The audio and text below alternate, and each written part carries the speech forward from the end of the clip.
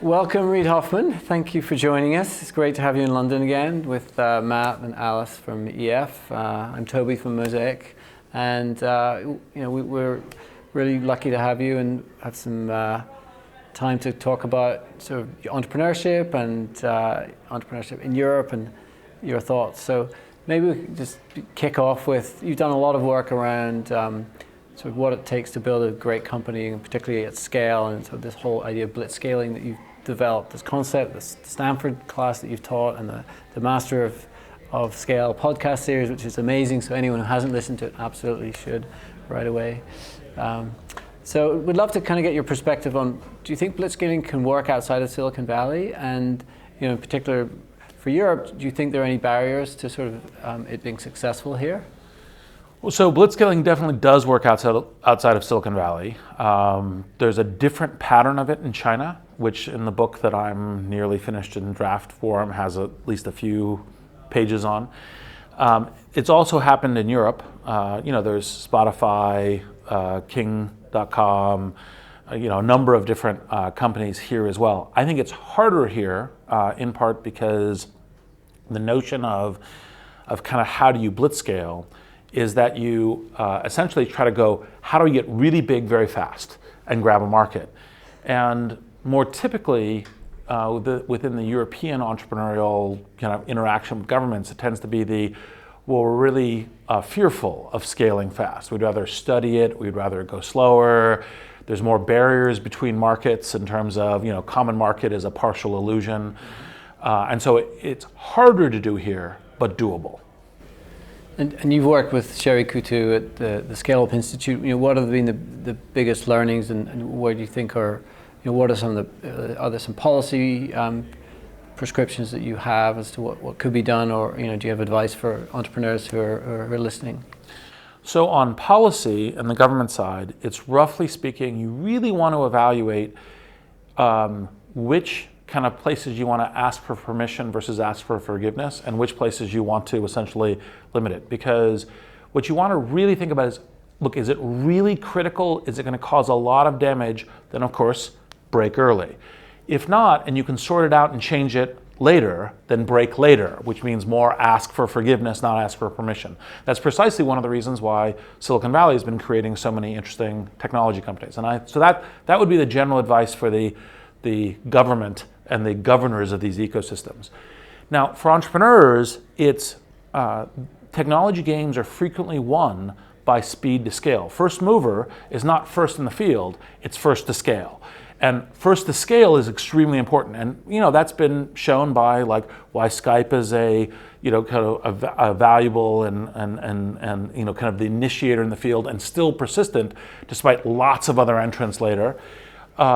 It's also shown by which, kind of Spotify, which obviously is a awesome company, but, troubles around okay, how do we do this, licensing of label music and other kinds of challenges, still actually, in fact, by kind of going, doesn't matter, damn the torpedoes, let's get to scale, still creates a really impressive and interesting business. And so for entrepreneurs, you will have these limiters. It's not quite a unified market. There's more of an attitude towards government saying, we'd prefer you move slowly, we prefer we study this, we prefer that you don't kind of leap before you look, we'd prefer you spend a lot of time looking before you leap, and you have to get around that as aggressively and as intelligently as possible. And the other kinds of things are, rely on your networks to get in the right kind of talent in order to help you scale, because one of the advantages that Silicon Valley has is that we have a whole bunch of people who've scaled these companies. So they can come in as executives, they can come in as advisors. You have to do extra work to seek that out here, but highly valuable.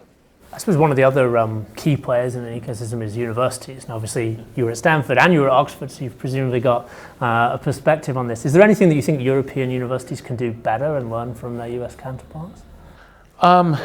Well, actually, I actually think there's a lot that I don't think the US universities are particularly good at this. So I think there's an opportunity for the European universities to be substantially better. So for example, at Oxford, they're doing this thing called the Oxford Foundry, which I'm supporting, which is how do you meld across all of the undergraduates and the technologists and the disciplines together with the business school to say, how do we think about pulling together entrepreneurial businesses early? And that kind of cross the university project in support of entrepreneurship is something that I think fundamentally Oxford is doing better than university. Like Stanford doesn't really do this. Of course, I'm now probably going to get some grief from some Stanford professors saying I'm doing it, but they're not doing it in exactly in that kind of systematic cross the university way. I also think that there is a way that European universities, in addition to kind of saying, look, it's the academic missions are super important, the R&D is important, the new thought is important, but we could also say we embrace entrepreneurship more. I think to some degree what the US universities tend to do is say, we take your entrepreneurship for granted, it just kind of happens, so we don't have to do anything. Whereas studying it and driving it systematically could actually in fact say, well, we learn how to do this in a more important way, and we are part of what could help create kind of acceleration behind European entrepreneurial ambition. Certainly what we've seen at the very, we think, best universities in the UK, we sometimes joke about like the full stack entrepreneurial university. So Imperial College we work very closely with, we work with their student societies, we work with their academics, their endowment is an investor in EF, and you actually get this like amazing synergy between the different parts of the university. And when it all fires together, then I think things start to work really well. There's huge potential there, and I think Entrepreneur First is one of the organizations that's saying, look, we can do this in partnership, and this could be hugely valuable, not just to the entrepreneurial outcomes, which are obviously very important, but even to the kind of the engagement, liveliness of the students, thinking outside the box, all of it. It's one of those classic synergy cases where 1 + 1 is substantially greater than 2. But I think you said once, Silicon Valley is a mindset, not a location. What can we do more of to get the Silicon Valley mindset in the UK and in Europe more generally? Well, this is obviously one of the reasons why I invested in Entrepreneur First, because the key thing is to understand that the future is in front of us. It's going to be created, right? And so given that the future is in front of us, entrepreneurship is fundamental to it. It's not about supporting, look, old institutions are good, persistence of them are good, but it's not about finding the new jobs or the new inventions through these old institutions. It's done through entrepreneurship. So you have to say, we only get the future if we help invent it. We only get the future if we help create it. And so entrepreneurship is absolutely key. And that goes all the way down to 12-year-olds, right? Or maybe even younger. But it's like, look, this creation of the new is more important than the preservation of the old. Now, the preservation of the old is important too. That's not saying it's irrelevant. It's just saying that's what you need to focus on. And obviously, there's huge amounts of talent here. There's huge amounts of technical know-how. There's huge amounts of creativity. All of that channeled into entrepreneurship, I think, could be awesome across the European ecosystem. And of course, I have belief in it too. Otherwise, one, I wouldn't have invested in Entrepreneur First, and two, I wouldn't be here. Right. So I think the game's there. Play it. No, absolutely. I think partly sort of this mindset, sort of fixed mindset versus growth mindset that Carol Dweck's written a lot about, and I think a lot of people worry about change and what it brings and how people the distribution of the spoils occurs. And I think we've got some phenomenal platform these guys are building that are going to try to help inspire more and more people to be entrepreneurs. So just touching and bringing some of these points together about the universities. So the area of AI is a field that Europe appears to at least have some strengths around, and you're very close, I think, with some of the DeepMind founders, for example, and I know you spent time. It'd be great to get your perspective on how strong the talent pool is for AI, and does Europe have an edge in it? And also, it would be great after that we can spend time talking about some of your views around sort of more general AI.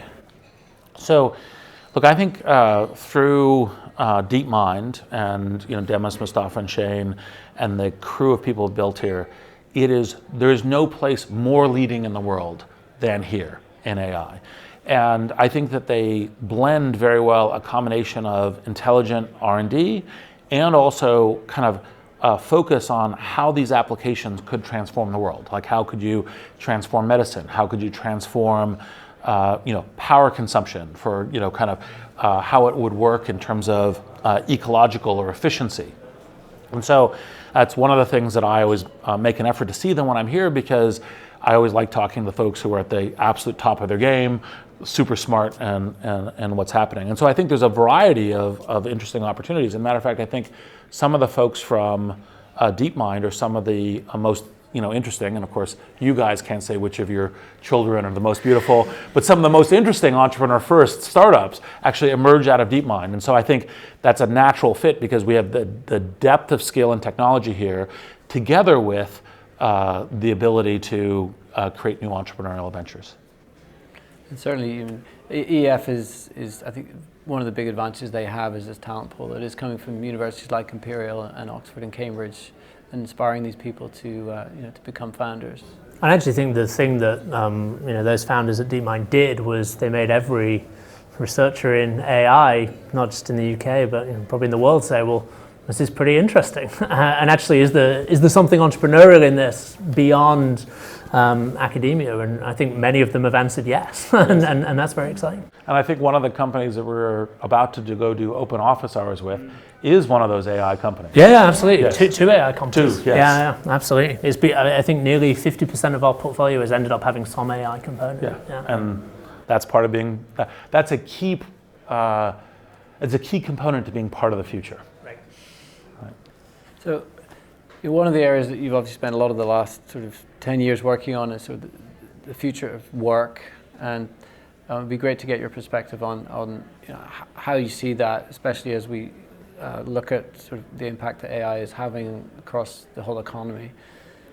And then maybe we'll go on to talk a bit of your views on sort of more generalized AI and sort of how you see that emerging, and some things that concerns or kind of opportunities that it creates. So on the first part, one of the things that's happening a lot within Silicon Valley in general discussion, I suspect that's true here amongst the kind of intellectual class and so forth, is this concern that AI is going to rapidly consume jobs. And I think, I think of it as like a Star Trek future. I actually, one hand, Star Trek future sounds good, right? On the other hand, the path of getting there might be challenging. I myself am a believer that actually, in fact, through entrepreneurship and through invention, these technologies, at least over our lifetimes, will create many more jobs than they will eat. And so my actual feeling, and you say, well, exactly which ones? Well, that's the creation of new products. That's the creation of new services. That's the opening up of productivity. I mean, just like, for example, when you say, well, what jobs are going to be created when you transform agriculture to the industry? It's like, well, there's a whole manufacturing revolution. You have to kind of get into it. So I'm, by and large, I call myself a techno-optimist rather than a techno-utopian, because it's not like, oh yeah, it'll be easy, it'll just work out. It's like, no, we have to work on it, but I think it's possible to have a massively optimistic future. And so that's the kind of the job front. And, obviously you say, well, what happens to, like take, for example, autonomous vehicles, what happens in that transition? Well, I think that as we get to autonomous vehicles, it opens up space, and all of a sudden there becomes a lot of new jobs available, construction, entertainment, services, all of these things that are in the opening up of space. It becomes possible to actually even work. You say, well, I live outside of London and I commute in. Well, I can work while I'm commuting because of autonomy. So that's part of the reason why I'm broadly optimistic about it. And I think that the real key question that people should obsess about when it's the intersection of artificial intelligence work is not, oh my God, are we going to lose some jobs? It's how do we create new ones? And that's why I focus on entrepreneurship. Do you have any thoughts for students who are at high school or at universities at the moment who are pondering the future of work and aren't quite sure? What are the skills that they should be developing at the moment? So my first book is called The Startup Review, and one of the concepts that I have in it is called permanent beta. And part of that is to think, look, things are changing, and so the key thing is don't think I learn in school and then I stop learning and I work. Yeah. You learn constantly. You apply the entrepreneurial mindset to your career. It doesn't mean that you have to start a company. Some people should start companies. Some people should drive an ambition. And other people say, actually, I'm going to work at companies, and that's great.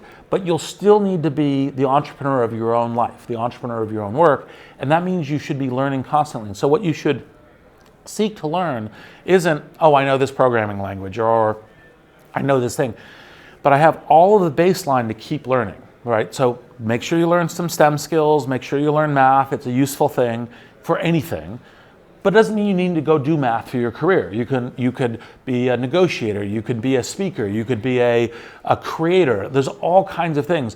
But focus on continual learning. And then part of that continual learning is to think the technology base will change.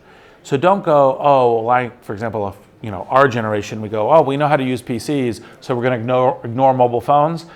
Disastrous idea, right? And then there will be other generations of technology, whether it's virtual reality, augmented reality, neural interfaces, who knows what it is. You'll need to learn them as you go. And that always be learning is, I think, the key thing for anyone, including A-form, or whatever they call high school here. What is it, A-form? What's the...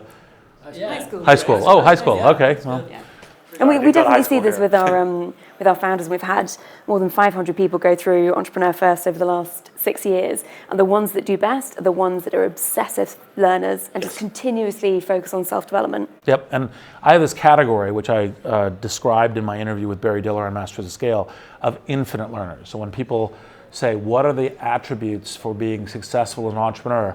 Focus on learning. Like learning the market, learning the skills, learning the change of technology, learning, like it's learn, learn, learn, learn. So before we wrap, which I know we have to do momentarily, generalized AI, anything you can sort of share on your perspective about when that's going to take place, some of the concerns you have that we need to manage carefully sort of as we approach it? So there's a whole range of views on soon, late, etc. I myself tend to think that it'll actually take longer because people tend to undercount the unknown unknowns, right? They tend to undercount there's a whole bunch of stuff we don't know, like how does language actually work? How do we actually do collaboration? A bunch of other things, which I think tend to put it out longer than most of the technologists tend to bet. So I tend to always, when we do this kind of betting pool, I tend to always be betting on the longer side.